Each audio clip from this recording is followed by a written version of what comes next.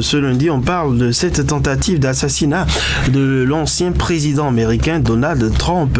Que s'est-il réellement passé et que peut-il être, que peut-on attendre désormais après donc cet incident et par rapport à la campagne en cours? Oui, il faut dire que la tentative d'assassinat de l'ancien président Donald Trump en plein meeting pour l'élection du 5 novembre va avoir des répercussions sur la campagne en cours. L'image de l'homme d'affaires blessé, mais le point levé va lui permettre de sortir donc renforcé de cette agression.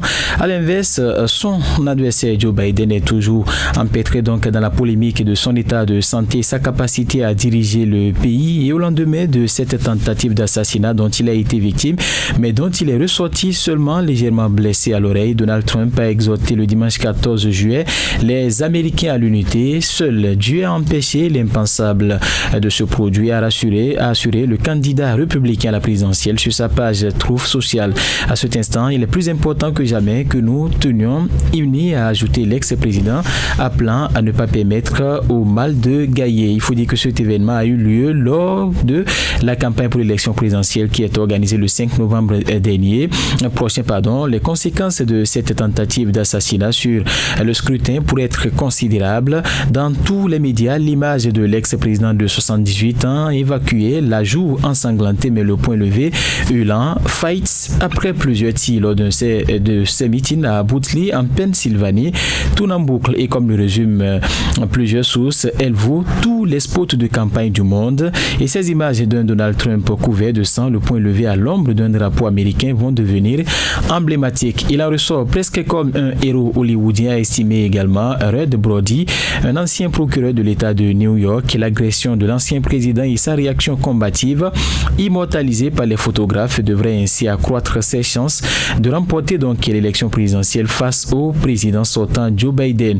Il est devenu presque une figure christique, souligne un autre chroniqueur international. Certains de ses partisans le considèrent déjà comme une sorte donc de gourou intouchable, et là il a été donc frappé quasiment instantanément.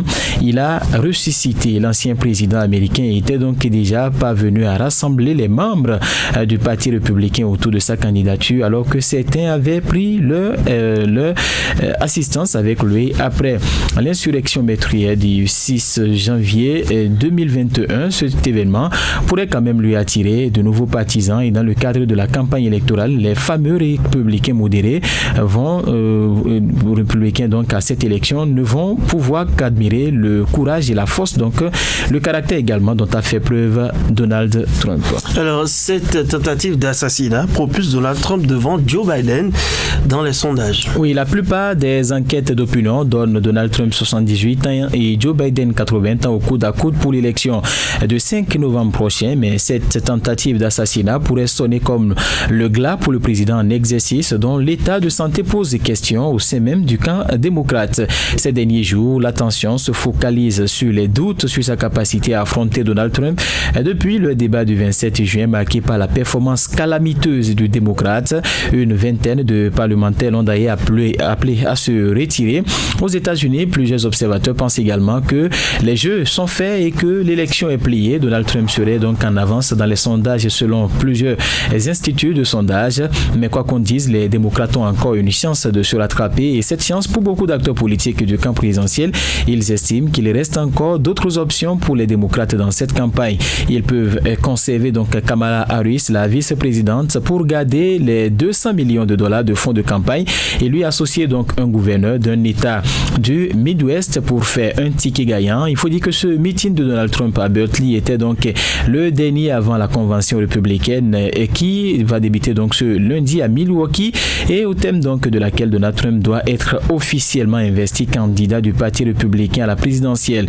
Et pour un autre commentateur, l'ancien locataire de la Maison-Blanche va y dérober en position donc de force. Cette grande messe qui devrait donc adouber Donald Trump promettait déjà d'être un événement qu'il allait passer avec toutes les gloires. Alors, que sait-on de ce jeune homme de 20 ans qui a tenté de mettre fin à la vie de Donald Trump? L'auteur de la tentative d'assassinat de Donald Trump a été rapidement abattu, ça il faut le rappeler, par les agents du service secret.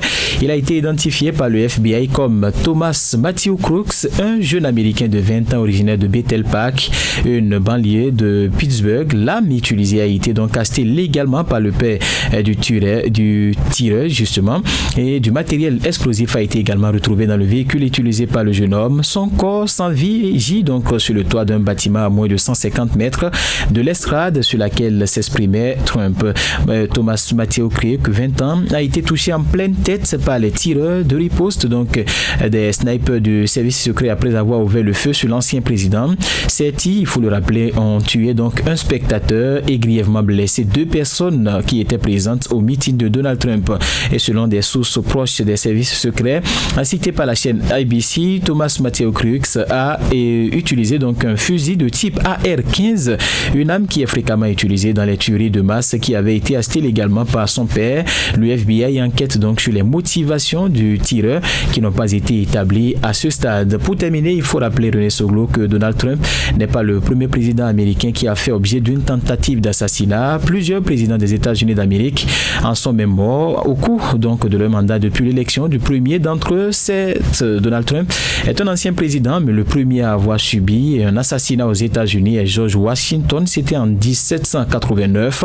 Ensuite, il y a eu Abraham Lincoln qui est tué en 1865. 16 ans plus tard, en 1881, James Garfield est assassiné à son tour et William McKinley est tué lui aussi près de 20 ans après. Par la suite, les présidents Warren Harding et Franklin Roosevelt sont également morts de causes naturelles. Enfin, le dernier, c'est bien sûr John Kennedy qui a été abattu, lui, en Dallas. C'était en 1963. L'un des plus célèbres. Voilà.